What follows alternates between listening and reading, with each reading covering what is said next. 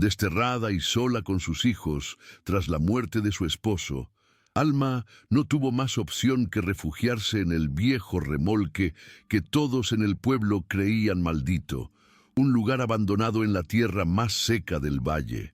Mientras luchaba contra el hambre y la desesperación, no podía imaginar que, bajo el suelo agrietado de ese lugar olvidado, la tierra misma le susurraría un secreto capaz de cambiar su destino para siempre.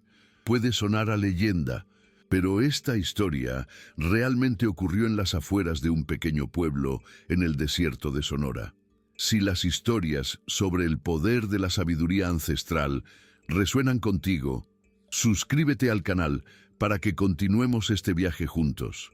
El sol de Sonora caía como plomo sobre el techo de lámina de la pequeña choza que Alma ya no podía llamar hogar. Su nombre, que significaba espíritu, parecía una ironía cruel en esos días. Hacía apenas un mes que había enterrado a su esposo, y el dolor aún era una brasa ardiente en su pecho. Le dijeron que fue un accidente en la hacienda, una mula que se desbocó, pero el murmullo de los otros peones sembró una duda helada en su corazón. Ahora, con 3 pequeños rostros que la miraban con hambre y confusión, el futuro era un abismo oscuro y profundo. Cada sombra parecía alargar la figura de su soledad. La personificación de su desgracia no tardó en llegar.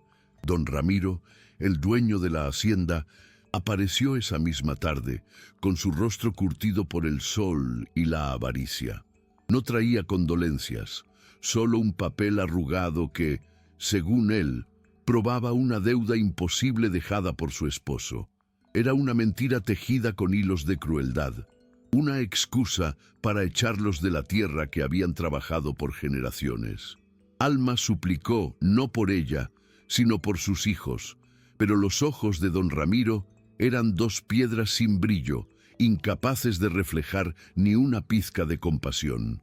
Su voz resonó, fría y final, sentenciándolos al destierro. Sin más tiempo que el que tardaba el sol en ocultarse, Alma recogió sus escasas pertenencias, un atado de ropas gastadas, la imagen de la Virgen que presidía su cama y el viejo rebozo de su madre. Los niños, sin comprender la magnitud de la crueldad, seguían sus pasos en un silencio roto solo por el llanto del más pequeño. Cada paso en el camino polvoriento era una despedida de las milpas que su esposo había arado, del árbol de mezquite bajo el cual se habían jurado amor, de la tierra que guardaba sus raíces. El único lugar que don Ramiro no reclamaba, por inútil y olvidado, era un viejo remolque de metal oxidado, abandonado al borde de un arroyo seco en los límites de la propiedad. Hacia allí se dirigían, hacia su nuevo exilio. El remolque era un esqueleto de metal carcomido por el óxido y el abandono. El viento siseaba a través de las ventanas rotas y el interior olía a polvo antiguo y a soledad.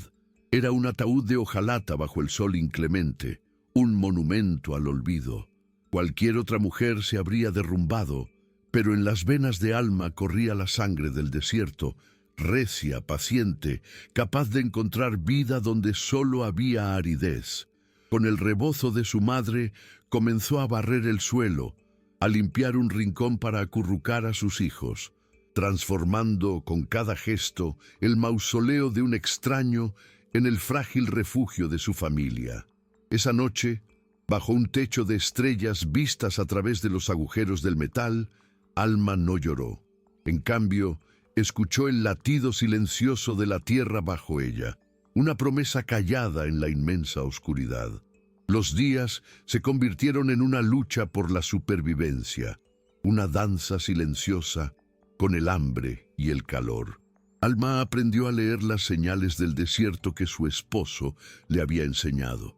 Con sus manos curtidas, arrancaba las espinas del nopal para cocinarlo, buscaba las tunas más dulces y enseñaba a sus hijos a reconocer las hierbas que podían calmar el estómago vacío. Era durante sus búsquedas diarias de sustento, cerca del arroyo seco, que comenzó a notar algo peculiar. Cada mañana, En un punto exacto donde la tierra parecía más agrietada, sentía una frescura inusual emanar del suelo, un hálito frío que contrastaba con el aliento abrasador del sol. Al principio, lo descartó como un capricho de su mente cansada, pero la sensación persistía, un llamado constante y sutil desde las profundidades. Intrigada por ese susurro de la tierra, una tarde, mientras los niños dormían a la sombra raquítica del remolque, Alma regresó al lugar. Se arrodilló y posó la palma de su mano sobre la superficie reseca. El frío estaba allí, inconfundible. Movida por un instinto que no podía nombrar, comenzó a cavar. Primero con una piedra afilada, luego con sus propias manos, apartando la costra dura y polvorienta.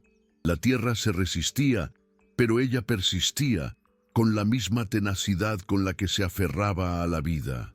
A pocos palmos de profundidad, sus dedos encontraron algo que casi había olvidado. La tierra se oscureció, aferrándose a sus dedos con una humedad prometedora. Siguió cavando, y un pequeño hilo de agua, oscuro y espeso, comenzó a brotar, manchando la tierra como una lágrima de gratitud. No era un llanto de tristeza, sino de un agradecimiento profundo, primal. La tierra le había confiado su secreto.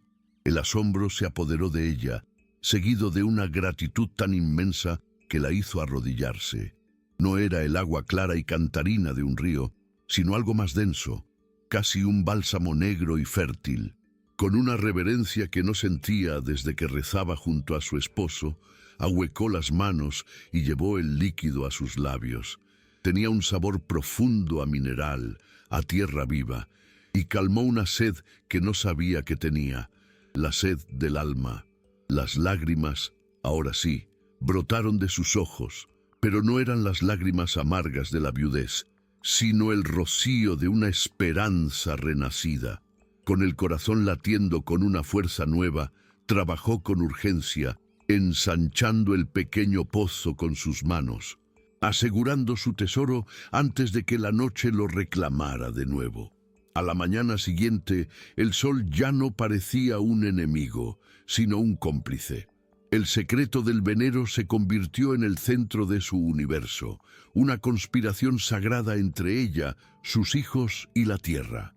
Les explicó con susurros, como si las paredes del remolque tuvieran oídos, que habían recibido un milagro, pero que los milagros eran frágiles y debían protegerse de la codicia de los hombres.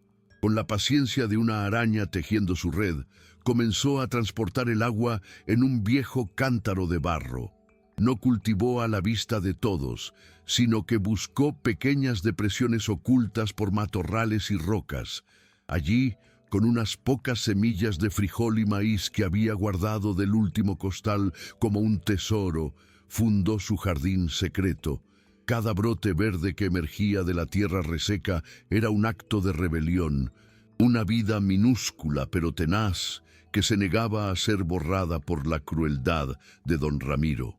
Los meses pasaron, y el jardín secreto de Alma floreció como un milagro desafiante en el corazón de la aridez. El agua negra del venero era una savia potente que transformaba las semillas en promesas cumplidas.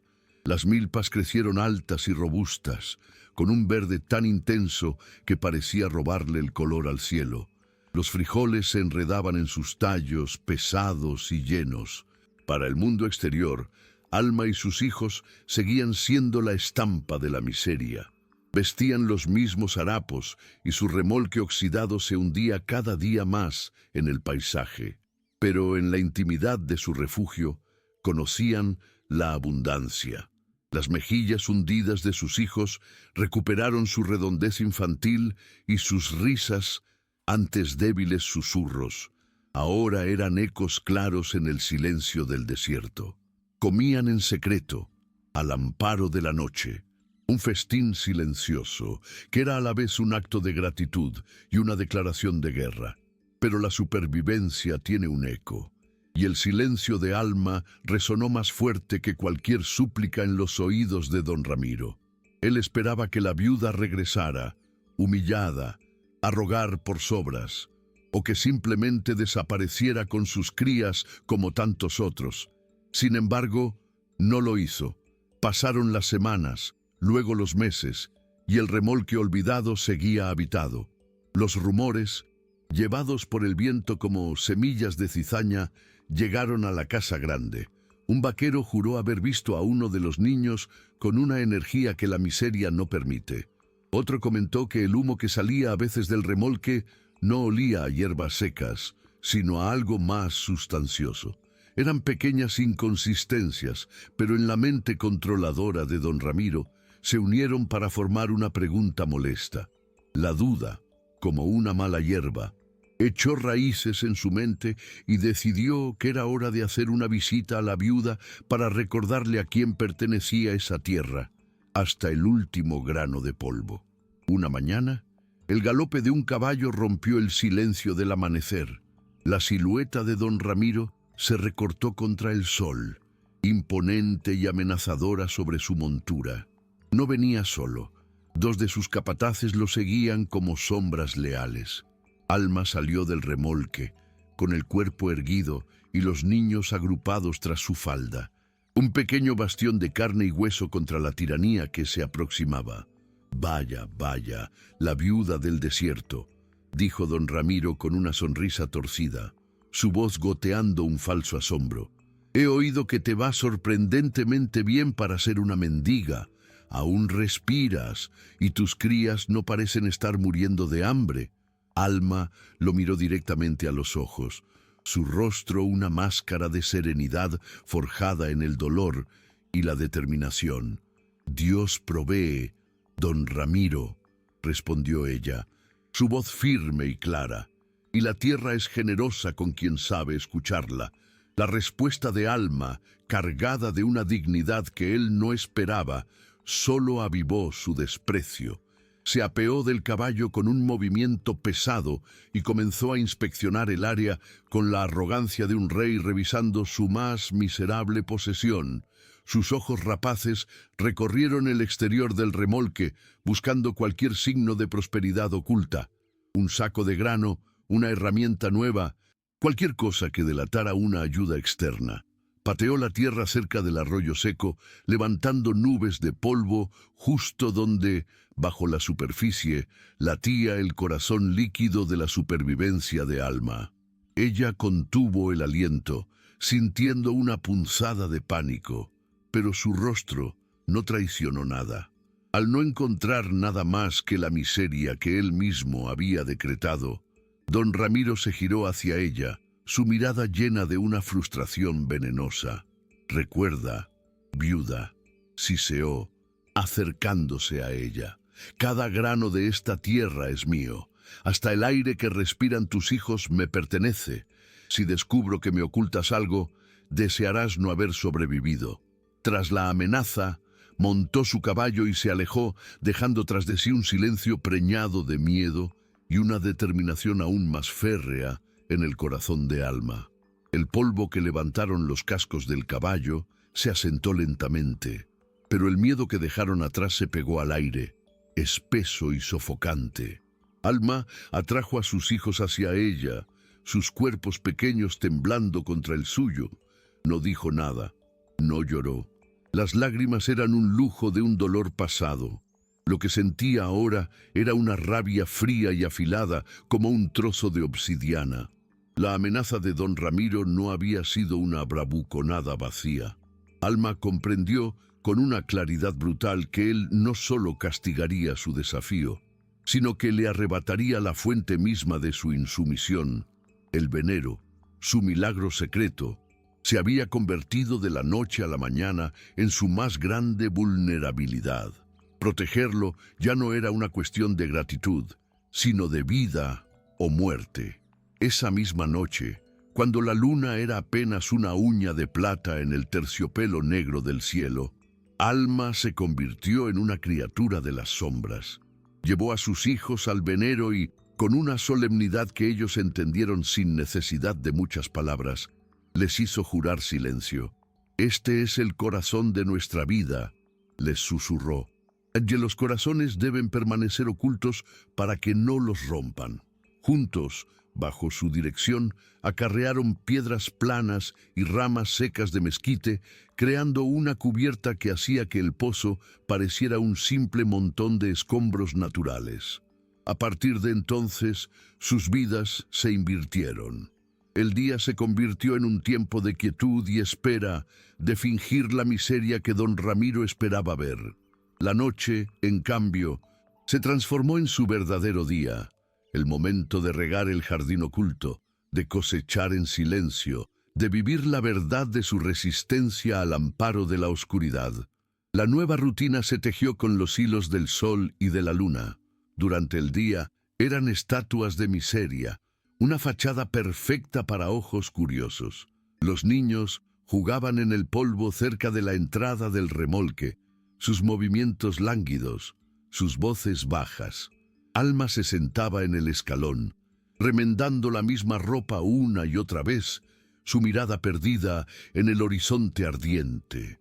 Aprendieron el arte de la quietud, del hambre fingida.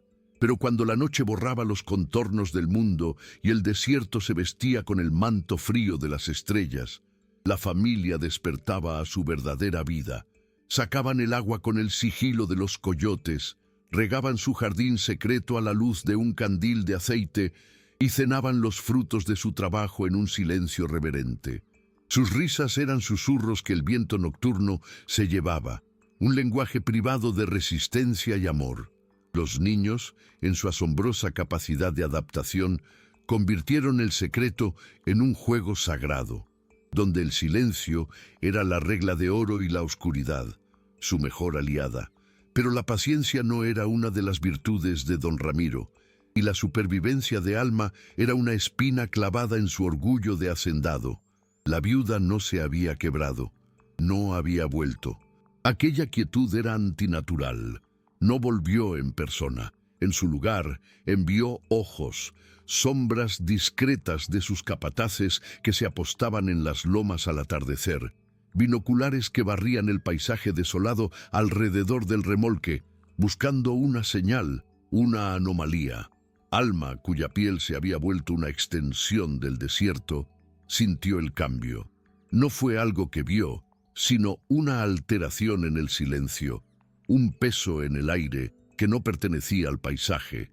Luego, una mañana, al buscar leña más lejos de lo habitual, encontró las huellas casi borradas de un caballo y unas botas donde nadie, salvo ella, tenía razón para estar. El cerco se estaba cerrando. El juego silencioso se había vuelto mortalmente peligroso. La certeza helada que sintió al ver las huellas no la paralizó.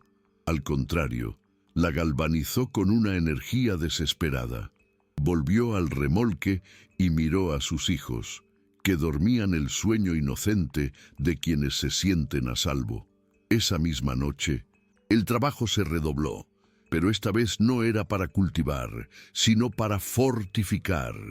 Con una ferocidad silenciosa, Alma comenzó a arrancar las cactáceas más espinosas que encontraba en los alrededores, las chollas y los nopales más fieros, y las trasplantó con sus manos sangrantes alrededor del perímetro de su jardín secreto. Los niños, despertados por su urgencia, la ayudaron acarreando piedras para crear un pequeño muro bajo la barrera de espinas. Estaban construyendo una fortaleza no de piedra y mortero, sino de dolor y púas, un nido de espinas diseñado para que cualquier pie curioso desistiera de profanarlo. El jardín ya no era solo un huerto, era un corazón blindado dentro de una caja torácica de hostilidad vegetal. Mientras Alma erigía sus defensas, la frustración de don Ramiro se había agriado hasta convertirse en una obsesión venenosa. Sus espías no reportaban más que la imagen de una miseria estoica, una quietud que lo enfurecía más que cualquier desafío abierto. Sabía, con la intuición del depredador, que algo se le escapaba. Si no podía encontrar la prueba, la fabricaría.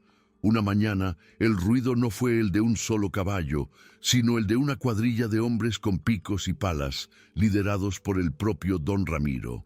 Se detuvieron a una distancia prudente del remolque, justo al borde del arroyo seco. Alma salió, el corazón como un tambor en un funeral. Don Ramiro no la miró a ella, sino a la tierra agrietada. La sequía ha sido dura para todos, anunció con una voz falsamente magnánima, lo suficientemente alta para que todos sus hombres escucharan. Pero he oído viejas historias. Dicen que este arroyo no está muerto, solo dormido, así que vamos a traer progreso a este rincón olvidado. Vamos a cavar hasta que la tierra nos devuelva el agua que es nuestra. Cada palabra fue un golpe de pala en el corazón de Alma. No era una amenaza, era una sentencia de muerte disfrazada de acto de generosidad. La trampa, sutil y cruel, se había cerrado sobre ella. El primer golpe del pico fue un eco sordo que resonó directamente en el pecho de Alma. Los hombres, obedientes y sin rostro, comenzaron el trabajo brutal. Cada palada de tierra seca era un puñado de su futuro arrojado al viento. Don Ramiro no apartaba la vista de ella, de sus hijos que se escondían tras su falda, buscando en su rostro la fisura del pánico, la súplica que confirmaría su victoria total. Disfrutaba el espectáculo de su agonía silenciosa, la tortura de la esperanza siendo desenterrada y expuesta bajo el sol para que muriera. Alma, sin embargo, permaneció inmóvil, una figura de sal en el borde de su propio mar de desesperación. Sus manos, ocultas en los pliegues de su falda, se apretaban hasta que las uñas se clavaban en sus palmas, anclándola a la realidad, impidiendo que el grito atrapado en su garganta escapara. El sol subió, convirtiendo las palas en espejos hirientes. El pozo crecía, una herida abierta en la piel del arroyo, y se acercaba peligrosamente al lugar donde ella había cubierto el venero con piedras y ramas. El pánico amenazó con ahogarla, pero entonces algo más antiguo y fuerte tomó el control.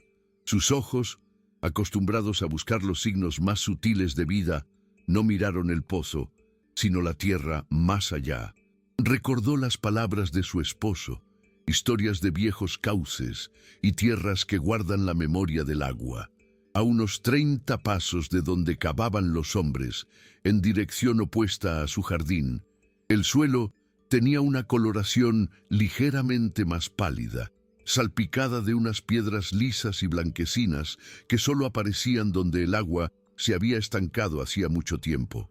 Era una señal casi invisible, un lenguaje geológico que solo ella podía leer.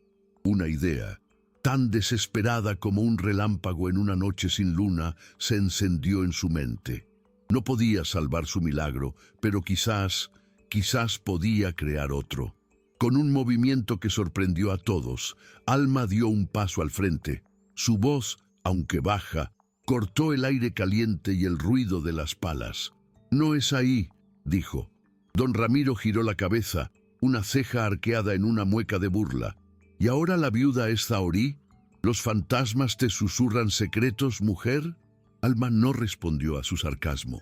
Levantó un brazo tembloroso y señaló hacia el conjunto de piedras blanquecinas. «Ahí», insistió, su voz ganando una fuerza que venía de las entrañas de la desesperación. «La sed de la tierra es más vieja en ese lugar. Caven ahí si de verdad buscan agua». La audacia del acto dejó a los hombres en silencio. Don Ramiro la estudió, sus ojos entrecerrados buscando el engaño, pero solo vio una certeza casi suicida. Una sonrisa cruel se dibujó en su rostro. La humillación pública sería aún más dulce. «Hagan lo que dice la bruja», ordenó a sus hombres. «Vamos a ver que también escucha los lamentos de este polvo maldito». Los hombres, con miradas de incredulidad y obediencia cansada, se trasladaron al nuevo lugar y reanudaron su trabajo. El sol alcanzó su cenit, castigando sin piedad. Durante la primera hora no encontraron nada más que la misma tierra compacta y reseca. La sonrisa de don Ramiro se ensanchaba con cada palada inútil. Alma permanecía inmóvil, un frágil pilar de fe contra un muro de escepticismo, sintiendo el latido de su corazón en sus sienes. Y entonces ocurrió. Una de las palas emitió un sonido diferente, un chapoteo sordo y húmedo. El hombre que la sostenía se detuvo, mirando la tierra oscura que se adhería al metal. Cavaron con una nueva urgencia, y a 1 metro de profundidad, la tierra cedió. Un borbotón de agua clara y limpia, el agua verdadera de un acuífero profundo, brotó con una fuerza incontenible, llenando el agujero y desbordándose sobre la tierra sedienta. Los hombres gritaron de júbilo. Don Ramiro se abrió paso a empujones. Su rostro una máscara de incredulidad que rápidamente se transformó en una avaricia extasiada. Se arrodilló, metió las manos en el agua fresca y se la echó sobre la cara, riendo a carcajadas. Había encontrado su tesoro. En su triunfo, se olvidó por completo de la viuda, de su amenaza, de la tortura. Alma, observando desde la distancia, exhaló lentamente. Había sacrificado el mapa de un tesoro futuro para salvar el cofre que la mantenía con vida. Su secreto, a pocos pasos de la ruidosa celebración, permanecía intacto, protegido por el nuevo y deslumbrante milagro del hacendado. El bullicio de la celebración se alejó con el sol poniente, dejando tras de sí un silencio que pesaba más que el ruido. Don Ramiro, cegado por el brillo de su nueva fortuna, no le dedicó a Alma ni una última mirada. Para él, ella ya no era una espina de orgullo, sino un amuleto de mente, una bruja insignificante que le había señalado el oro. Cuando el último eco de los caballos se disolvió en el crepúsculo, Alma se derrumbó sobre sus rodillas, no por debilidad, sino por el peso del milagro y la mentira que la habían salvado. Abrazó a sus hijos, que no entendían la victoria, solo el fin del miedo. Esa noche no visitaron el jardín secreto, se quedaron en el remolque, acurrucados, escuchando el nuevo sonido del desierto, el murmullo lejano y constante del agua de Don Ramiro brotando de la tierra, un latido ajeno y poderoso que recordaba a Alma cuán cerca había estado de perder el suyo. Los días siguientes trajeron el cambio que Alma había temido. El progreso de Don Ramiro llegó en forma de hombres, tuberías y el ruido incesante de la construcción. El rincón olvidado del mundo se convirtió en un hormiguero de actividad. La soledad que había sido su refugio y su camuflaje se hizo añicos. Aunque el hacendado ya no la vigilaba, docenas de ojos anónimos estaban ahora permanentemente cerca. Su vida nocturna se volvió un ejercicio de sigilo extremo. Cada viaje al venero y al jardín era una danza peligrosa entre las sombras, cada sonido un potencial delator. Irónicamente, el milagro que la salvó de la malicia de un hombre la había puesto en el centro de la indiferencia de muchos, una amenaza quizás aún mayor. Estaba a salvo del depredador, pero ahora vivía en medio de su ruidosa y expansiva guarida. El progreso de Don Ramiro tenía el sonido del infierno. Los martillazos sobre el metal y los gritos de los hombres comenzaban antes del alba y no cesaban hasta el crepúsculo. Su santuario de silencio se había convertido en una isla rodeada por un mar de ruido y de hombres extraños. Cada uno de ellos era un riesgo, una variable que no podía controlar. Temía sus miradas curiosas, sus pasos errantes. Una tarde, el peón más joven, buscando la sombra para aliviar una necesidad, se acercó peligrosamente a su fortaleza de espinas. Alma lo observó desde una rendija del remolque, con el corazón en la garganta, sintiéndose un animal acorralado en su propia madriguera. El hombre se detuvo a un par de metros, miró la extraña acumulación de cactus y, encogiéndose de hombros, dio media vuelta, pero la advertencia había sido clara. La suerte, como el agua en el desierto, era un recurso finito, y la suerte se agotó una tarde de calor sofocante, cuando un grito ahogado se perdió en el estruendo de un motor. Fue el mismo peón joven, mordido en el tobillo por un alacrán mientras movía unas rocas. El veneno corrió rápido. Delirando de fiebre y dolor, el muchacho se alejó tambaleándose del bullicio. buscando instintivamente un lugar solitario para morir. Tropezó ciegamente a través de los matorrales y cayó con el cuerpo convulso directamente contra la barrera de cactos de Alma, abriendo una brecha en su nido de espinas. Sus ojos febriles se abrieron para contemplar lo imposible, un oasis de un verde insultante en medio de la muerte parda del desierto.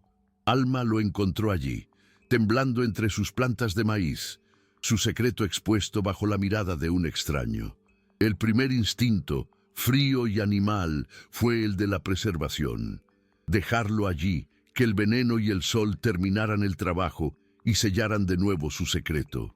Pero en su rostro sudoroso y contorsionado por el dolor, no vio a un esbirro de don Ramiro, sino a un hijo de otra madre. Con un suspiro que era a la vez una sentencia y una oración, se arrodilló a su lado. Humedeció un trozo de su rebozo en el agua oscura y fresca de su venero secreto y la apretó contra los labios resecos del muchacho. El agua no bastaba. El veneno era un río de fuego bajo la piel del muchacho, y Alma sabía que debía arrancarlo de raíz. Con la misma urgencia con la que cavó en busca de agua, corrió entre sus plantas. No arrancó un fruto, sino la raíz amarga de una hierba que su abuela llamaba la guardiana. La machacó entre dos piedras hasta convertirla en una pasta oscura y la aplicó sobre la herida hinchada. El muchacho se retorció, un gemido escapando de sus labios agrietados, pero Alma lo sujetó con una fuerza que no sabía que poseía. Mientras el remedio de la tierra libraba su batalla contra el veneno del desierto, Alma luchaba contra su propio pánico. Cada segundo que pasaba, cada aliento tembloroso del joven, era un grano de arena cayendo en el reloj de arena de su frágil existencia. Había roto la regla fundamental de su supervivencia por un acto de compasión, y ahora el destino de sus hijos pendía del hilo de la vida de un extraño. El sol se hundió en el horizonte, tiñendo el cielo de colores sangrientos y violetas, y con él se fue la fiebre. El muchacho, cuyo nombre era Miguel, despertó en la penumbra del remolque, sobre un petate en el suelo. El dolor en su tobillo era un latido sordo, pero la lucidez había regresado a sus ojos. Lo primero que vio fue el rostro de Alma, recortado a contraluz por un candil. Luego recordó, no como un sueño, sino como una visión innegable, las hileras de maíz, el verde imposible, el agua negra y espesa que le habían dado a beber. Sus ojos se encontraron con los de Alma, y en ellos no vio a una bruja, sino a una mujer acorralada. Lo vi, susurró él, su voz aún rasposa, su jardín. Alma no lo negó, se sentó junto a él, sus propios hijos dormidos a pocos pasos, y le contó su historia en susurros, no como una súplica, sino como un testamento. La historia de la crueldad de un hombre y la generosidad secreta de la tierra. Miguel, que también conocía el hambre y la injusticia, escuchó en silencio. Cuando Alma terminó, no hubo amenazas ni promesas, solo un largo momento de entendimiento entre dos almas olvidadas por el mundo. Hay desiertos peores que este, dijo finalmente Miguel, mirando hacia la oscuridad en dirección a la hacienda. Y no todos están hechos de arena. En esa frase se selló un juramento tejido con silencio, más fuerte que cualquier palabra. Su secreto ya no era solo de ella. Antes del primer canto del gallo, mientras una bruma fría aún se aferraba al suelo del desierto, Miguel se puso en pie. Su tobillo, envuelto en un cataplasma de hierbas secas, aún le dolía, pero la fiebre había desaparecido por completo. No intercambiaron palabras. Alma simplemente le entregó una tortilla de maíz y un trozo de nopal asado. La mirada que compartieron en el umbral del remolque valía más que cualquier juramento.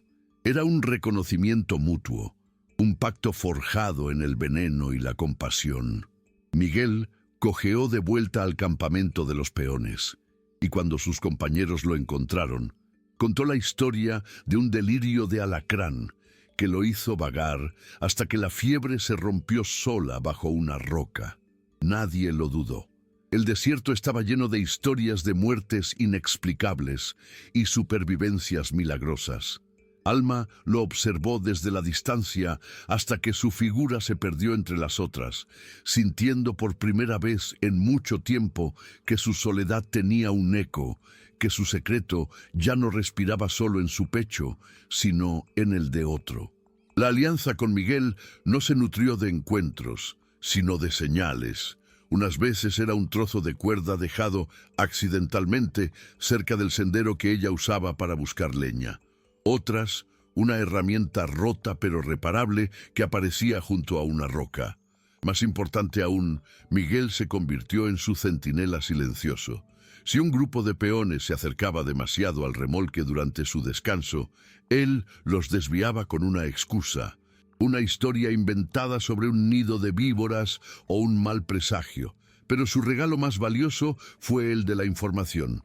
Fue él quien, una noche, con la excusa de buscar agua, se acercó lo suficiente para susurrarle a través de la pared de lámina la nueva tormenta que se gestaba. La codicia de don Ramiro, regada por el nuevo pozo, había florecido de forma monstruosa. No le bastaba el agua, ahora quería la tierra.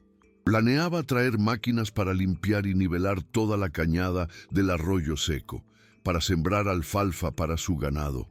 El progreso, que había distraído al hacendado, se convertiría ahora en una ola de hierro y fuego que arrasaría con todo, incluyendo un jardín secreto y el venero que lo alimentaba. La tierra, que le había dado un milagro a cada uno, ahora se preparaba para presenciar cuál de los dos milagros devoraría al otro.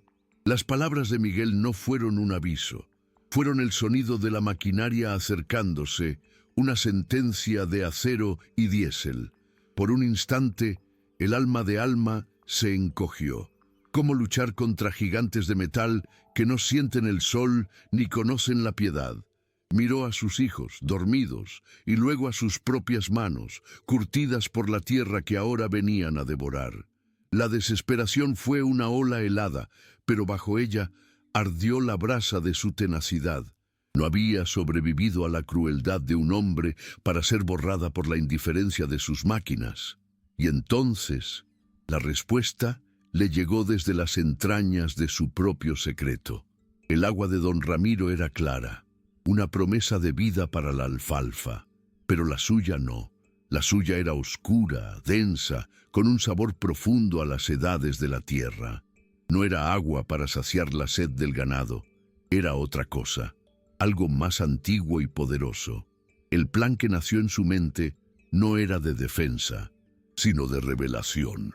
No detendría a las máquinas, pero cambiaría para siempre la tierra bajo sus ruedas. Aquella noche fue la última de su jardín secreto. Bajo una luna indiferente, Alma despertó a sus hijos y juntos llevaron a cabo una cosecha final y febril.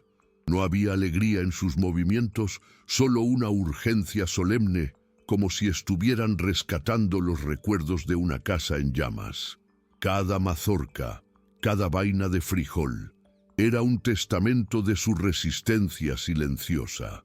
Cuando el último fruto estuvo a salvo dentro del remolque, Alma se dirigió al venero. Miguel la esperaba en las sombras, un vigía silencioso.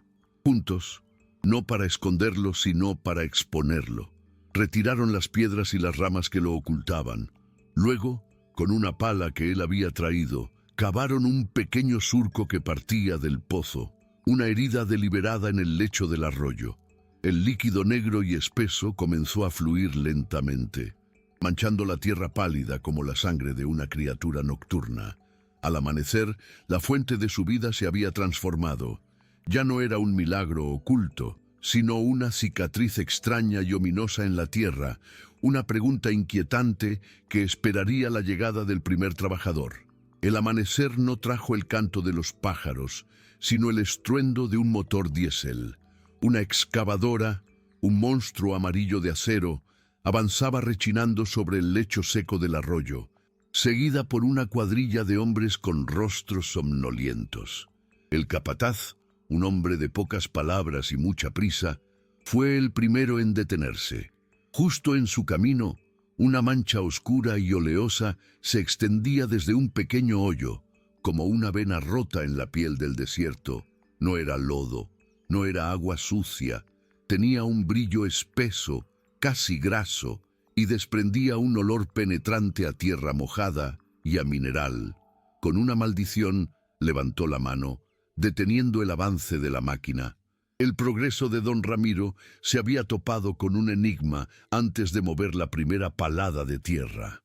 Desde el remolque, Alma observaba sin respirar, sintiendo el silencio repentino como el preludio de un trueno. Don Ramiro llegó en una nube de polvo y furia, su camioneta frenando bruscamente. Su rostro, enrojecido por el sol y la impaciencia, se contrajo en una máscara de incredulidad al ver la mancha negra que había paralizado su operación. Ignoró a sus hombres y marchó directamente hacia el remolque. No llamó a la puerta, golpeó el metal con el puño. ¡Bruja!, gritó, su voz rasgando el aire. ¿Qué has hecho? ¡Has envenenado mi tierra! Alma apareció en el umbral, serena, con sus hijos detrás de ella como un escudo viviente. No mostró miedo, solo un cansancio antiguo. «Yo no he hecho nada, don Ramiro», respondió con una calma que lo enfureció aún más. «La tierra da lo que tiene en sus entrañas. A veces es agua clara para calmar la sed. Otras veces es algo más oscuro para recordarnos quién manda de verdad». La respuesta, cargada de una ambigüedad mística, lo dejó sin palabras. Él, que creía haber doblegado a la naturaleza, se encontraba ahora frente a un misterio que no podía comprar ni amenazar. La mancha negra ya no era un simple obstáculo. En su mente supersticiosa se había convertido en un presagio, una respuesta de la tierra a su propia arrogancia.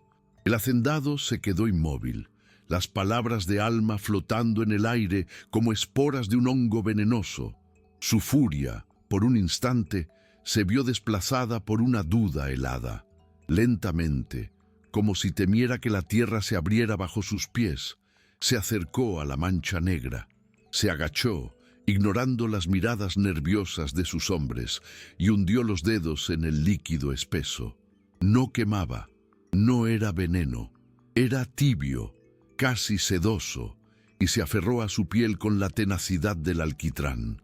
Lo llevó a su nariz. El olor era profundo, penetrante, el aliento de las profundidades, el aroma de la riqueza en su forma más cruda. A su espalda, escuchó el susurro de uno de los peones más viejos. Chapopote. La palabra, un eco de viejas leyendas, fue como un relámpago en la mente de don Ramiro. Oro negro. No era una maldición, era una fortuna que brotaba de la tierra que él despreciaba. Se levantó lentamente, limpiándose las manos en sus pantalones, y su mirada se clavó en Alma. La comprensión lo golpeó con la fuerza de un puñetazo. Ella no había envenenado nada, ella lo sabía. Todo este tiempo, la viuda miserable no sobrevivía de hierbas y milagros divinos, sino sentada sobre el tesoro más grande que él jamás hubiera soñado. La rabia regresó, pero era una rabia distinta, fría y calculadora. Ya no era el desprecio por una insolente, sino la furia posesiva del ladrón que descubre a otro ladrón en su propiedad. Se giró hacia sus hombres con una orden tajante. «¡Fuera! ¡Todos fuera de aquí! ¡Vuelvan a la hacienda y ni una palabra de esto a nadie!». Los peones, confundidos pero aliviados de escapar de la extraña tensión, se apresuraron a obedecer. El rugido de la excavadora se extinguió y un silencio denso cayó de nuevo sobre el arroyo, roto solo por el murmullo casi inaudible del venero negro. Don Ramiro no se fue. Se quedó allí, una estatua de codicia junto a su nuevo dios oscuro. Luego caminó hacia el remolque, deteniéndose a unos pasos de Alma. Su voz ya no era un grito, sino un siseo bajo y peligroso. «Tú no te irás a ninguna parte», le dijo, sus ojos brillando con una luz febril. Este pedazo de infierno es ahora tu jaula. Me perteneces a mí, le perteneces a esta tierra, y no te moverás hasta que me hayas dicho cada uno de sus secretos. El juego había cambiado. Alma ya no luchaba por la libertad del olvido, sino contra la esclavitud de un tesoro que ella misma se había visto forzada a desenterrar. La jaula no tenía barrotes de hierro, sino el horizonte infinito vigilado por un solo hombre. Don Ramiro no se marchó. Se instaló como un buitre paciente, su camioneta estacionada a una distancia desde la cual podía observar cada movimiento de Alma y cada susurro del venero. Los días se convirtieron en un asedio silencioso. Él no le hablaba, solo la observaba, sus ojos intentando perforar la serenidad de ella para arrancar el conocimiento que guardaba. Le traía comida y agua, no por bondad, sino como quien alimenta a un animal de presa que necesita mantener vivo para sus propios fines. Alma aceptaba los víveres con una dignidad silenciosa, cada bocado un recordatorio de su cautiverio. Enseñó a sus hijos un nuevo juego, el de sonreír a su carcelero, el de no mostrar el miedo que se acurrucaba en sus estómagos. Entendió que su única arma ya no era el secreto de la tierra, sino el control sobre ese secreto. Él tenía la llave de su jaula, pero ella tenía el mapa del tesoro. La resistencia de Alma se tejió en la oscuridad, en el lenguaje que solo el desierto y los oprimidos entienden. Sabía que Miguel sería su única conexión con el mundo exterior, su única esperanza de que su historia no muriera con ella en aquel rincón olvidado. No podía hablar con él, pero podía escribir en la tierra. Durante sus breves momentos de soledad, cuando don Ramiro se alejaba para otear el horizonte, Alma comenzó a alterar sutilmente el paisaje. Cerca del sendero que los peones usaban, movió 3 piedras grises para formar un triángulo apuntando hacia el remolque, una señal de encierro. Al día siguiente, añadió una 4ª piedra, más oscura, en el centro, simbolizando el peligro. No era un grito de auxilio, era un informe de batalla, un mensaje codificado en el alfabeto de la desesperación. Cada noche rezaba no a la Virgen, sino a la lealtad de un muchacho que apenas conocía, esperando que sus ojos supieran leer la historia que las piedras estaban contando. Miguel vio las piedras al 3er día. Su corazón, ya encogido por la angustia, reconoció el patrón antinatural en el paisaje. No eran un capricho del viento, eran una carta escrita con el lenguaje del silencio que había aprendido a compartir con Alma. El triángulo era el remolque, su jaula. Las 3 piedras eran los niños, y la 4ª, más grande y oscura, que apareció al día siguiente en el centro, era la sombra opresiva de don Ramiro. Cada mañana una nueva piedra se añadía fuera del triángulo, contando los días de cautiverio. La astucia de Alma lo dejó sin aliento y lo llenó de un terror frío. No le estaba pidiendo un rescate a la fuerza, sino algo mucho más difícil. Le pedía que fuera tan inteligente y paciente como ella. Le pedía que se convirtiera en un eco de su propia resistencia. Esa noche, en el barracón de los peones, Miguel no habló de piedras ni de viudas. Habló con la voz temblorosa de quien ha visto un presagio, contando una historia que, según él, le contaba su abuelo. Una leyenda sobre el arroyo seco, un lugar donde la tierra a veces lloraba lágrimas negras no por tristeza, sino por una riqueza tan profunda que estaba maldita. Describió cómo la tierra se quejaba antes de entregar su fortuna, y cómo el primer hombre que la encontrara debía compartirla, o la propia tierra se lo tragaría.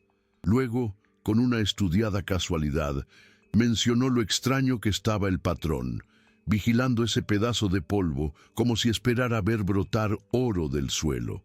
No fue una acusación, fue una semilla de curiosidad y superstición que plantó en las mentes cansadas de los otros hombres. Una semilla que, con suerte, el viento llevaría más allá de los límites de la hacienda. La semilla que Miguel sembró en el barracón de los peones fue regada por el miedo y la superstición y no tardó en germinar. La historia del llanto negro de la tierra se escapó de los confines de la hacienda en las bocas de los vaqueros que iban al pueblo por provisiones. En la penumbra de la cantina, entre tragos de tequila, la leyenda cobró vida propia. Ya no era solo el secreto de una viuda, sino un presagio que involucraba a toda la región. Se decía que la tierra, harta de la arrogancia de don Ramiro, había abierto una vena para mostrarle una riqueza maldita, un tesoro que lo consumiría. Don Ramiro sintió el cambio en el aire. Sus hombres ya no lo miraban con simple obediencia, sino con una mezcla de temor y curiosidad morbosa. El aislamiento se convirtió en su segunda sombra, y su paranoia creció como la mancha negra en el arroyo. Su asedio sobre Alma se volvió más errático, alternando días de silencio absoluto con interrogatorios febriles. «¿Qué más te ha dicho?», le preguntaba, sus ojos inyectados en sangre. «¿Cuál es el precio que pide?». Pero Alma oponía un silencio tan profundo y denso como el líquido que brotaba del suelo. Un silencio que era un espejo en el que don Ramiro veía reflejada su propia y creciente locura. La leyenda, como el humo, viajó en el viento hasta llegar a oídos que no entendían de maldiciones, sino de concesiones y barriles. En una polvorienta oficina de la capital del estado, un funcionario de bajo rango llamado Figueroa, un hombre cuyo universo estaba hecho de mapas topográficos y sellos oficiales, escuchó la historia de un pariente lejano. La mayoría de los detalles le parecieron absurdos, pero una palabra se enganchó en su mente con la tenacidad de un anzuelo: chapopote. Esa palabra no pertenecía al folclore, sino al gobierno federal. Una tarde, el zumbido de un motor desconocido rompió la monotonía del asedio. Un Ford negro, cubierto por una fina capa de polvo del camino, avanzaba lentamente hacia la cañada. Don Ramiro lo vio y un sudor helado le recorrió la espalda. No era un comprador, no era un rival, era el mundo exterior, un mundo de leyes y papeles que no podía intimidar con un grito. El pánico, puro y visceral, lo atenazó. El tesoro que creía suyo de repente se sentía ajeno, prestado. Desde el umbral del remolque, Alma también vio el coche. En el destello del sol, sobre el parabrisas, no vio a un salvador, sino la confirmación de que su acto de desesperación había hecho un ruido tan fuerte que había despertado a un gigante. El secreto de la tierra ya no era suyo ni de don Ramiro. Estaba a punto de convertirse en el botín de una guerra mucho más grande. Del Ford negro descendió un hombre que no pertenecía al desierto. Llevaba un traje gris arrugado por el viaje y un maletín de cuero gastado, y sus ojos cansados parecían medirlo todo en hectáreas y decretos.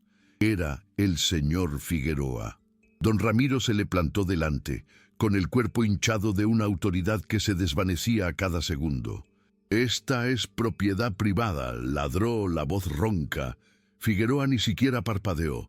«La propiedad del subsuelo es de la nación, señor Ramiro», replicó con una calma burocrática que era más insultante que un grito. «Y hemos recibido informes de una anomalía geológica». Su mirada se desvió por encima del hombro de Ramiro y se posó por un instante en la figura inmóvil de Alma en el umbral del remolque.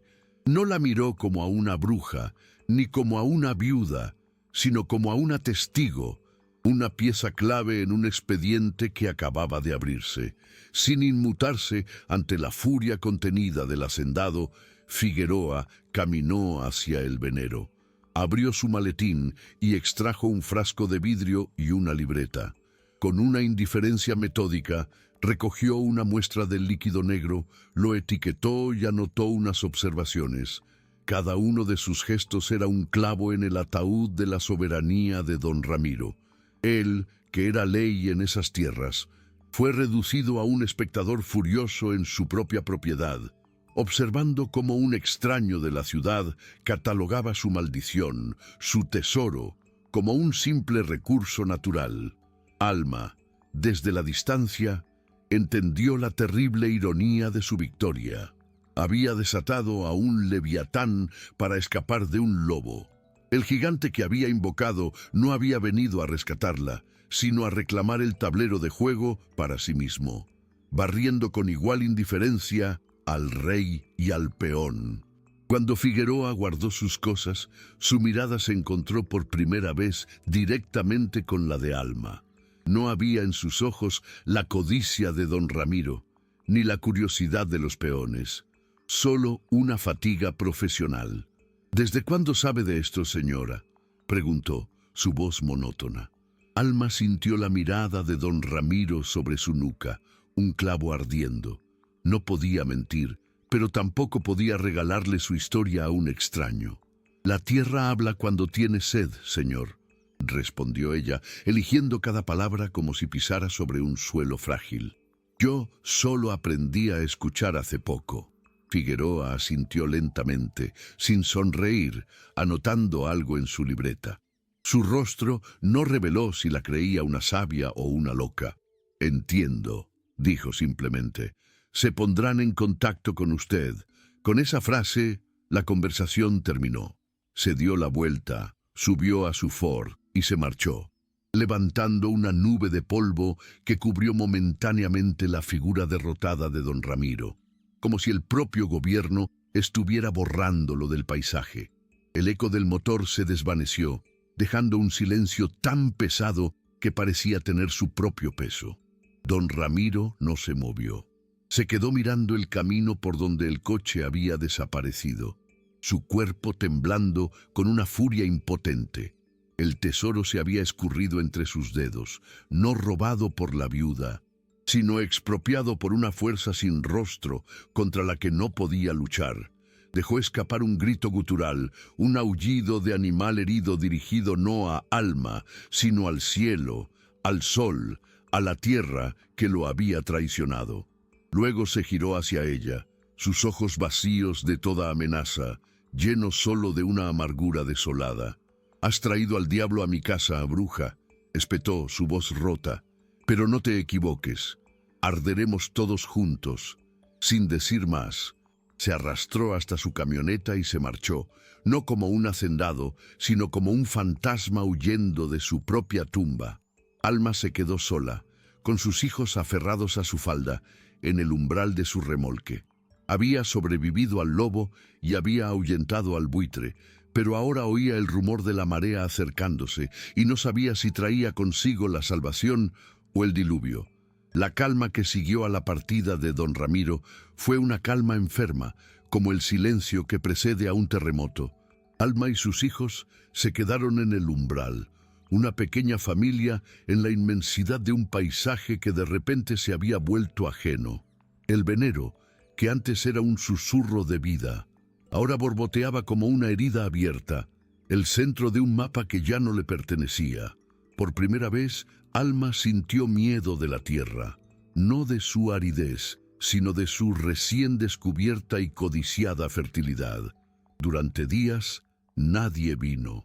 El silencio solo era roto por el viento y el latido constante de su propio corazón asustado. En las noches ya no se atrevía a mirar las estrellas a través de los agujeros del techo. Sentía que otros ojos, fríos y lejanos como los de los satélites, la observaban desde el cielo, calculando el valor de su milagro. La espera terminó no con un coche, sino con dos. Eran camionetas idénticas, sin marca de la hacienda, de las que descendieron hombres que vestían uniformes color caqui y botas gruesas. No miraron a Alma con desprecio ni curiosidad, apenas la miraron. Desplegaron trípodes, teodolitos y largas cintas métricas, y comenzaron a diseccionar el mundo de Alma con una precisión fría y geométrica. Clavaron estacas con listones de colores brillantes en la tierra reseca, creando un lenguaje de líneas y ángulos que ella no entendía, pero que sentía como una sentencia.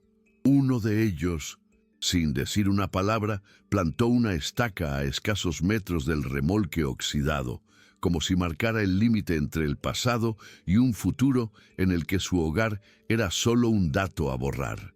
Alma se quedó inmóvil, sosteniendo las manos de sus hijos, convertida en un fantasma en su propia vida, mientras los extraños medían, apuntaban y sentenciaban su tierra sin preguntarle su nombre. Una semana después, cuando el sol de la tarde alargaba las sombras de las estacas como los barrotes de una celda invisible, el Ford negro regresó. De él descendió de nuevo Figueroa, pero esta vez no venía a observar, sino a dictaminar. Se acercó al remolque con la misma falta de prisa, el maletín en la mano como un libro de sentencias.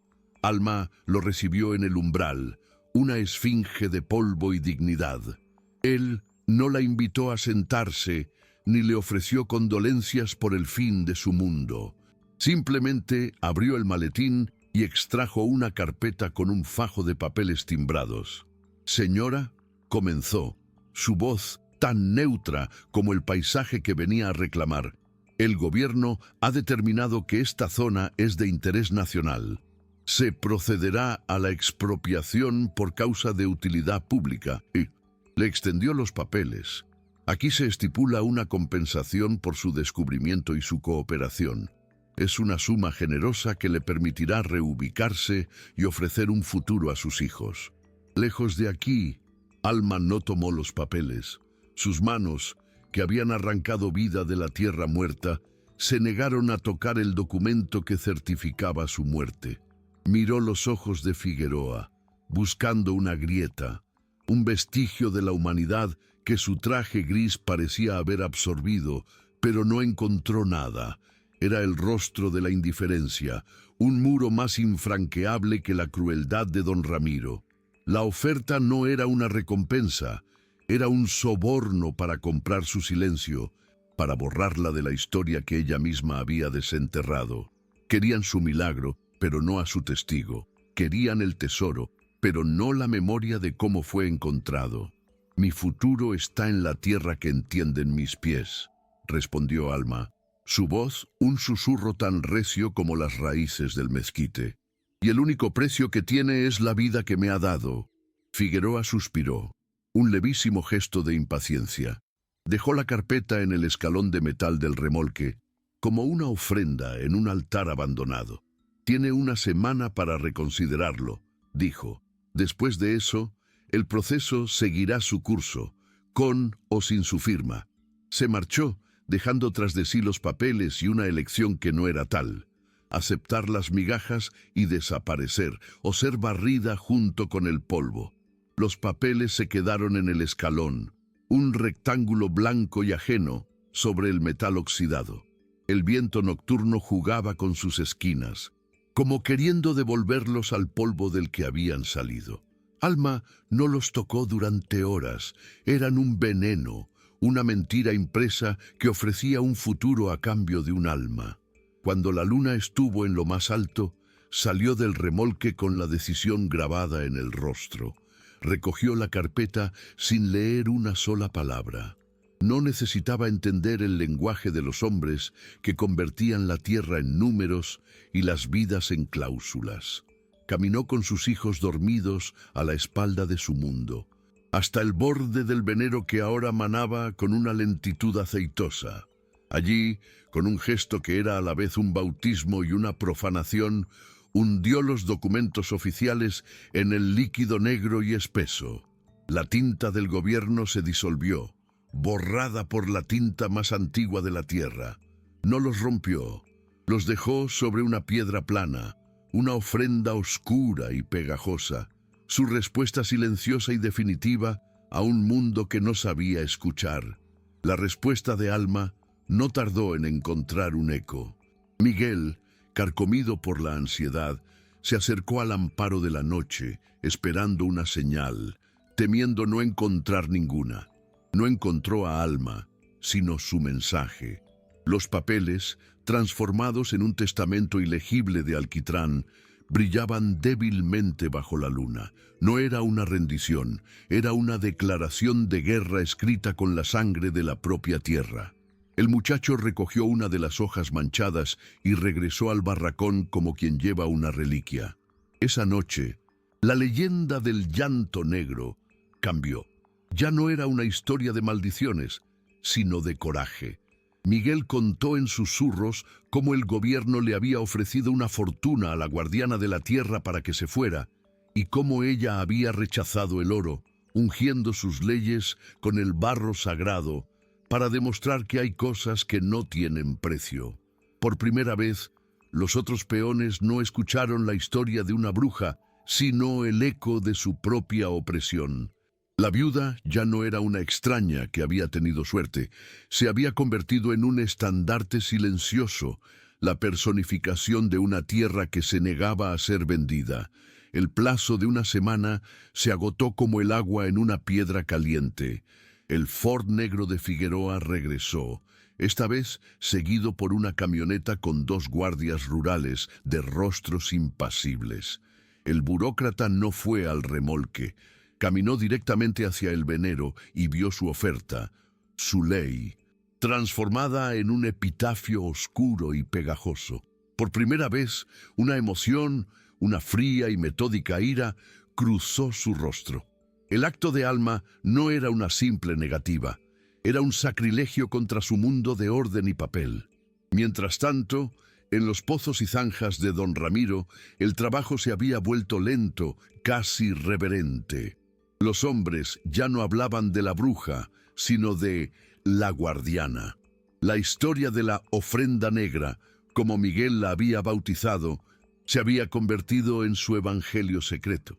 Veían las estacas del gobierno no como progreso, sino como espinas clavadas en el cuerpo de una entidad viviente que Alma defendía. Figueroa, con los guardias a su espalda, marchó hacia el remolque. No traía papeles, solo la certeza del poder del Estado. «Señora, su tiempo ha terminado», dijo, su voz desprovista de cualquier matiz. «Debe desalojar la propiedad inmediatamente». Alma salió y se plantó en el umbral, sus hijos aferrados a su falda como raíces a la tierra. No respondió, no necesitaba hacerlo. Detrás de Figueroa, un sonido se extinguió, el motor de una bomba de agua. Luego otro, el martilleo lejano. Uno por uno, los ruidos del progreso de don Ramiro se callaron. Desde las lomas y el lecho del arroyo, los peones dejaron sus herramientas. Liderados por Miguel, comenzaron a caminar, no con furia, sino con un paso lento y deliberado. No rodearon a los guardias ni amenazaron a Figueroa. Simplemente formaron un semicírculo silencioso detrás de Alma, un muro humano de sudor y polvo, sus rostros curtidos reflejando el mismo desafío mudo. Figueroa se giró y por primera vez se enfrentó a algo que sus decretos no podían expropiar, la tierra misma, encarnada en los ojos de su gente. Alma ya no estaba sola, era el corazón de un cuerpo que acababa de despertar. Figueroa estudió la escena con la mirada de un agrimensor midiendo una revuelta. Sus 2 guardias dieron un paso instintivo hacia adelante, pero él los detuvo con un gesto casi imperceptible. No era un hombre de violencia cruda, sino de presiones sistémicas. Entendía que la fuerza bruta aquí solo crearía mártires. Su voz, cuando finalmente habló, fue un cuchillo de hielo que intentó cortar la solidaridad. «Esto es una obstrucción de la justicia federal», declaró, su voz dirigida no a Alma, sino a la masa de hombres tras ella. «Cada uno de ustedes es cómplice, hay consecuencias». Pero sus palabras se disolvieron en el muro de silencio. Los rostros de los peones eran máscaras de tierra y sol, impasibles, sus ojos fijos no en él, sino en la mujer que tenían a su espalda. Frustrado, el burócrata se dio cuenta de que su autoridad, tan absoluta en los pasillos de la capital, aquí era solo un ruido extraño en el desierto. Con un bufido de desprecio contenido, se dio la vuelta. «Esto no ha terminado», siseó, más para sí mismo que para nadie más. El Ford negro y la camioneta de los guardias se retiraron. Su retirada no era una tregua, sino la promesa de una guerra con armas más grandes. Cuando el polvo se asentó, el silencio permaneció, pero su textura había cambiado. Ya no era el silencio del miedo, sino el de una determinación compartida. Lentamente, los hombres bajaron la mirada, no en sumisión, sino en reconocimiento. Se giraron hacia Alma y uno a uno. Los peones más viejos se quitaron el sombrero, un gesto de respeto que no le habían concedido ni a don Ramiro. Miguel se acercó, sus ojos jóvenes brillando con una gravedad que superaba su edad. «Ahora descansamos, guardiana», dijo, la palabra brotando con una naturalidad que la bautizaba para siempre. Mañana veremos cómo se lucha contra un gigante». Alma asintió, el corazón latiéndole, no con miedo, sino con la fuerza de todos los corazones que ahora latían con el suyo. Miró a sus hijos y luego a los rostros de su nueva e inesperada familia y comprendió que la tierra no solo le había susurrado el secreto del agua negra, sino también el de la comunidad. El remolque oxidado ya no era un exilio. Se había convertido en la capital de una nación de un solo arroyo, un reino de polvo defendido por la lealtad de los desheredados. La noche cayó, pero no trajo la soledad de antes. Uno por uno, y luego en pequeños grupos, los peones abandonaron los barracones de la hacienda, un éxodo silencioso bajo las estrellas. No regresaron a sus catres, sino que caminaron hacia el remolque, atraídos por la luz de un candil que ahora parecía un faro. No traían armas, sino lo poco que era verdaderamente suyo, una guitarra vieja, un saco con los últimos granos de café, tortillas endurecidas. Se sentaron en el suelo alrededor de una pequeña fogata que Miguel encendió, y el círculo de luz empujó la inmensa oscuridad del desierto un poco más lejos. No hubo discursos ni planes de batalla, sino el murmullo de historias compartidas, de humillaciones sufridas en silencio, de deudas imposibles como la que había sentenciado al esposo de Alma. Al compartir su pasado, tejieron un futuro común. Alma, sentada en el escalón de su remolque, no dijo mucho, se limitó a escuchar, y en su silencio atento, los hombres encontraron el permiso para dar voz a un dolor que nunca antes había tenido eco. Esa noche, compartieron un magro festín que supo a banquete, y el remolque oxidado se convirtió, en verdad, en la capital de los olvidados. La respuesta del gigante no se hizo esperar, y no llegó con el estruendo de los motores, sino con el chasquido de un candado. A la mañana siguiente, los peones que fueron a las puertas de la hacienda para el viaje semanal al pueblo en busca de provisiones, las encontraron cerradas y custodiadas. La orden de don Ramiro, sin duda instigada por Figueroa, era clara: nadie entraba y nadie salía. Era un asedio sin muros, una sentencia de hambre para quebrar su recién nacida lealtad. El murmullo de pánico fue una ola que recorrió el pequeño campamento, pero se rompió contra la calma de Alma. Ella, que había aprendido a leer el lenguaje de la aridez, se levantó. «El desierto también es una despensa», dijo, su voz tranquila cortando el miedo. «Solo hay que saber dónde buscar». Dejó de ser solo la guardiana de un venero para convertirse en la maestra del desierto.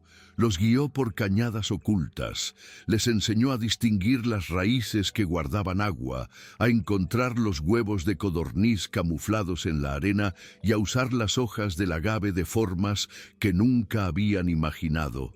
Su resistencia dejó de ser un acto de defensa para convertirse en una lección de existencia. No luchaban contra el hambre, sino que aprendían un idioma más antiguo que la propiedad y las cercas, un conocimiento que transformaba el páramo de su enemigo en su más grande aliado. El asedio se convirtió en la más extraña de las escuelas.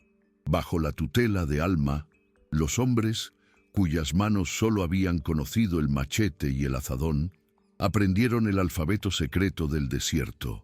Descubrieron que las raíces de la yuca no solo alimentaban, sino que su jugo podía purificar el agua estancada, que la flor del saguaro, abierta al amanecer, era un manjar efímero y dulce, que las vainas secas del mezquite, molidas hasta convertirlas en un polvo fino, daban un pan áspero pero lleno de energía.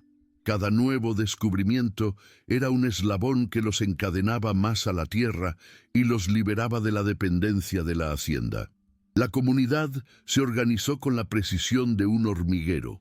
Unos cazaban, otros recolectaban, los más viejos cuidaban a los niños. La cerca de don Ramiro no los estaba matando de hambre, los estaba transformando en algo que ni él ni Figueroa podían comprender. Un pueblo soberano nutrido por el mismo desierto que debía ser su tumba. La noticia de que el asedio fracasaba llegó a los oídos de Figueroa no como un rumor, sino como un dato frustrante en un informe.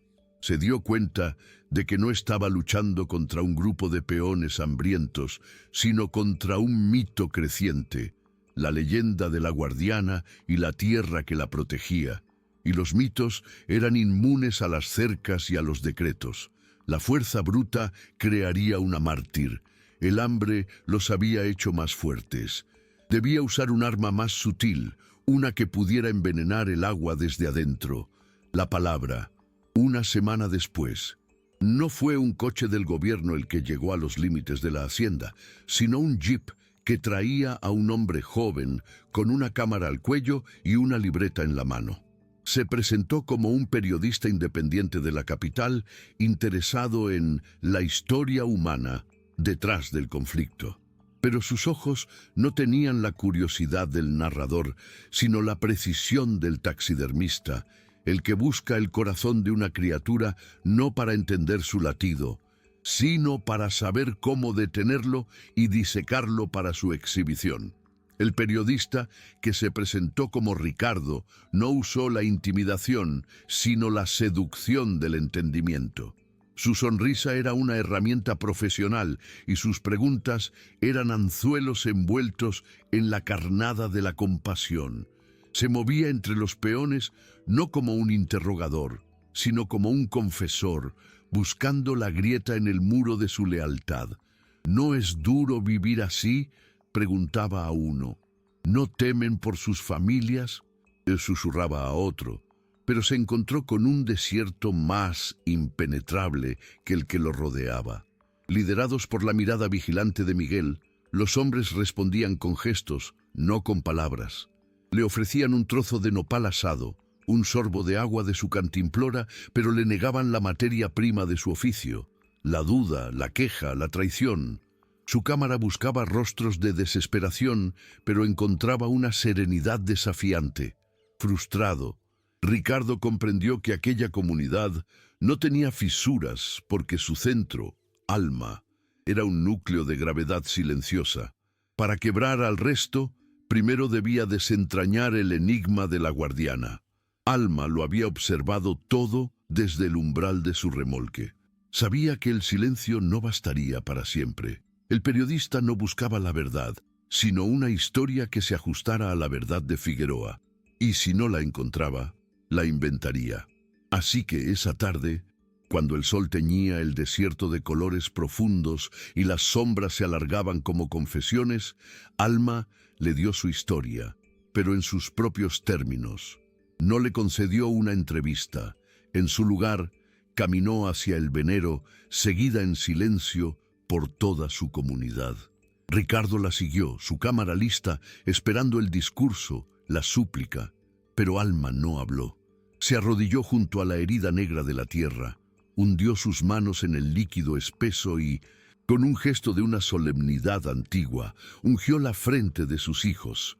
Luego se giró y marcó la frente de Miguel, y después la del peón más anciano. Uno a uno, los demás se acercaron y recibieron la misma unción oscura, un bautismo de tierra que los reclamaba como suyos.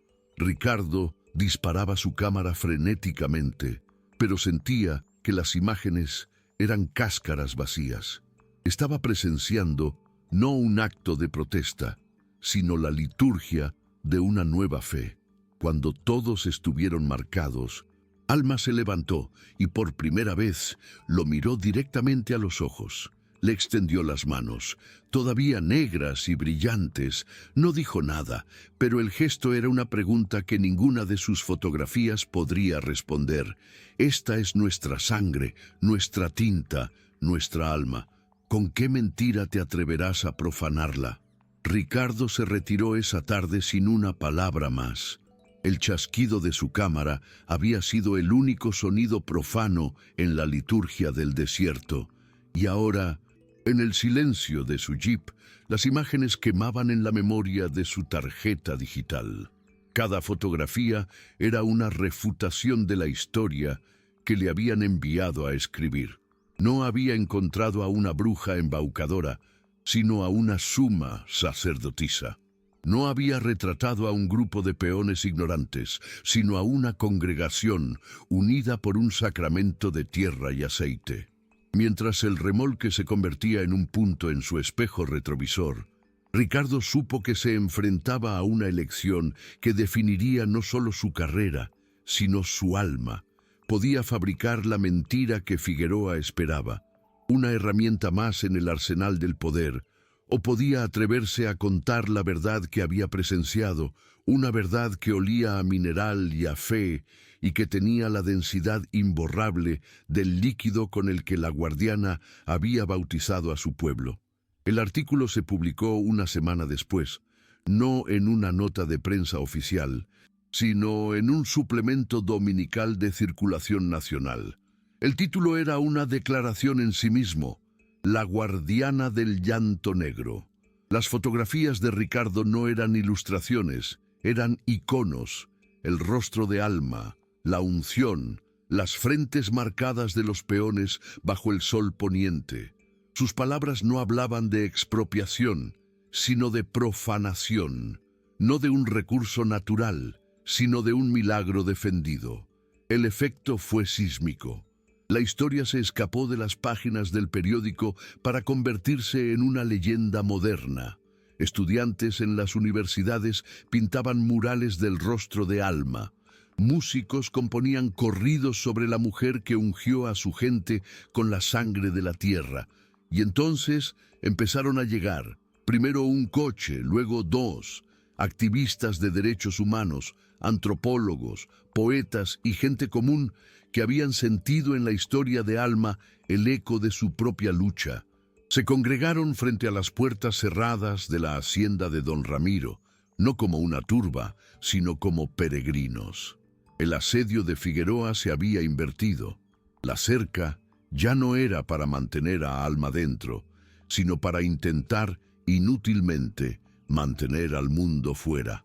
El mundo exterior, que durante tanto tiempo había sido una abstracción lejana, se convirtió en una presencia física y audible en las puertas de la hacienda. Figueroa, atrapado entre la presión de sus superiores y el circo mediático que crecía en las afueras, se vio paralizado. La fuerza crearía una masacre televisada. La inacción lo mostraría como un burócrata impotente. Su ira, incapaz de dirigirse contra el mito intangible de la guardiana, se volcó sobre el hombre que había encendido la mecha, don Ramiro. Lo encontró en la casa grande, no como un hacendado, sino como un prisionero en su propio mausoleo, bebiendo en la penumbra mientras afuera los cánticos de los peregrinos se colaban por las ventanas como fantasmas. Usted y su estúpida crueldad crearon a esta santa, le espetó Figueroa, su voz un siseo de desprecio. Quería humillar a una viuda y ha puesto de rodillas al gobierno. Don Ramiro se limitó a levantar su vaso en un brindis tembloroso hacia la oscuridad. Un rey destronado cuyo único reino restante era el fondo de una botella. Había perdido su tierra, no a manos del gobierno, sino del fantasma que él mismo había creado. Dentro de la cerca, la vida se había transformado en un eco de las voces de fuera. Alma nunca había buscado ser un estandarte.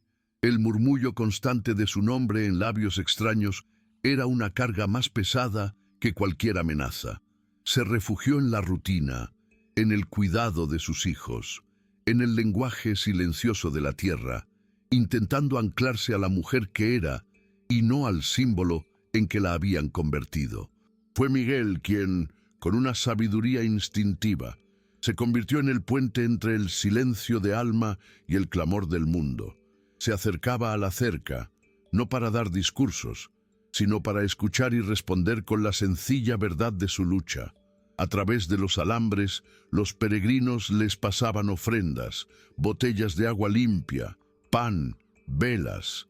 A cambio, Miguel les entregaba lo que el desierto les daba: una tuna dulce, una raíz comestible. Era un intercambio sagrado, un trueque de solidaridad que sostenía su resistencia más que cualquier alimento. Desde el umbral de su remolque, Alma observaba y comprendía. La tierra no le había susurrado un secreto para que lo guardara, sino para que lo compartiera.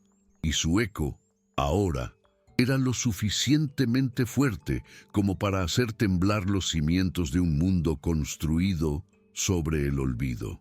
El punto muerto se rompió no con una amenaza, sino con un gesto de aparente rendición. Una mañana, a la distancia, no apareció el Ford negro de Figueroa ni una escolta de rurales, sino una solitaria camioneta blanca con el discreto sello del Instituto Nacional de Antropología. De ella no descendió un hombre de traje, sino una mujer de cabello gris recogido en un moño severo y ojos que no contenían la frialdad del burócrata, sino la estudiada calidez de la diplomacia. Se acercó a la cerca a pie, sola, y esperó pacientemente hasta que Miguel se aproximó. «Mi nombre es Directora Ortiz», dijo, su voz clara y sin arrogancia. «Vengo en son de paz. Quisiera solicitar permiso para hablar con la guardiana». La petición, una inversión total del poder, resonó en el aire del desierto. Tras un silencioso intercambio de miradas con Alma a la distancia, Miguel abrió una sección de la cerca. La directora Ortiz entró, no como una conquistadora, sino como una invitada, en una tierra cuyo idioma apenas comenzaba a entender. La reunión no tuvo lugar en el remolque, sino al aire libre, bajo la sombra de un mezquite, con toda la comunidad como testigo silencioso. La directora Ortiz no sacó papeles, sino que habló con una voz cuidadosamente respetuosa, tejiendo una oferta que sonaba a victoria. «El gobierno reconoce la singularidad de este lugar y el vínculo espiritual que su comunidad ha forjado con él», comenzó. «Proponemos la creación del Santuario Autónomo del Arroyo Negro. Esta tierra será titulada a su comunidad, en un fideicomiso a perpetuidad. Les daremos los recursos para construir un pueblo, con una escuela y una clínica. El venero será protegido como un sitio sagrado». Hizo una pausa, dejando que la promesa de un futuro digno se asentara en el aire. Y entonces, con la sutileza de una gota de veneno en un pozo, añadió la condición: «A cambio, y como custodios de este tesoro nacional, la nación se reserva el derecho de estudiar y, si es necesario, administrar responsablemente los recursos del subsuelo en las áreas circundantes, compartiendo siempre los beneficios». Alma la escuchó sin parpadear, y en sus palabras no oyó una oferta, sino la trampa más peligrosa de todas. Le ofrecían el nido, pero se quedaban con el árbol. Le daban las paredes de la casa, pero reclamaban los cimientos invisibles que la sostenían. Era una expropiación disfrazada de bendición, un intento de comprar no su tierra, sino su leyenda. El silencio que siguió a la oferta de la directora fue tan profundo como el venero mismo. Los peones contuvieron la respiración, sus ojos fijos en Alma, esperando su veredicto. Ella no miró a la directora Ortiz. En su lugar, se levantó lentamente y caminó unos pasos más allá del círculo de la comunidad, hacia donde la tierra volvía a ser pálida y agrietada. Se arrodilló. Con su mano derecha, recogió un puñado de la tierra oscura y rica del borde del venero. Con la izquierda, tomó un poco del polvo reseco de la zona que la directora había llamado circundante. Se puso en pie y se acercó a la mujer de la ciudad, ofreciéndole ambas manos abiertas. «La tierra no tiene fronteras, directora», dijo Alma, su voz tan tranquila como el aire antes de una tormenta. «No se le puede decir, aquí eres sagrada y a 10 pasos eres mercancía». Dejó que la tierra de ambas manos se mezclara y cayera al suelo en un solo montículo bicolor. «El venero no es una fuente, es el corazón, y lo que ustedes llaman recursos son sus venas. Si sangran las venas, el corazón se seca. Somos guardianes de todo el cuerpo, no solo de una de sus partes». La historia de Alma nos enseña que la directora Ortiz se quedó inmóvil, observando el pequeño montículo de tierra a sus pies como si fuera un texto en un idioma que no podía descifrar. Había venido preparada para negociar porcentajes, para debatir cláusulas, para manejar la avaricia o el miedo. No estaba preparada para enfrentarse a una teología. Por un instante, la máscara de diplomacia se agrietó, revelando un atisbo de genuino desconcierto, quizá incluso de respeto. Vio la muralla humana que rodeaba a Alma, las frentes aún débilmente marcadas con la unción negra, y comprendió que no se enfrentaba a una mujer, sino a la voluntad colectiva de la tierra misma. No había nada que pudiera contraofertar. Con un leve y casi imperceptible asentimiento, un gesto de reconocimiento más que de acuerdo, se dio la vuelta. «Entiendo su postura», dijo sin mirar atrás. Mientras la camioneta blanca se alejaba, Alma permaneció en su lugar, rodeada por su pueblo. No habían ganado una propiedad, habían reafirmado una identidad, habían rechazado la jaula de oro y, al hacerlo, se habían dado cuenta de que el desierto entero, con todas sus espinas y sus secretos, era su verdadero e innegociable hogar. Si este mensaje tocó tu corazón, suscríbete y comparte para que más personas descubran el verdadero valor de la sabiduría ancestral.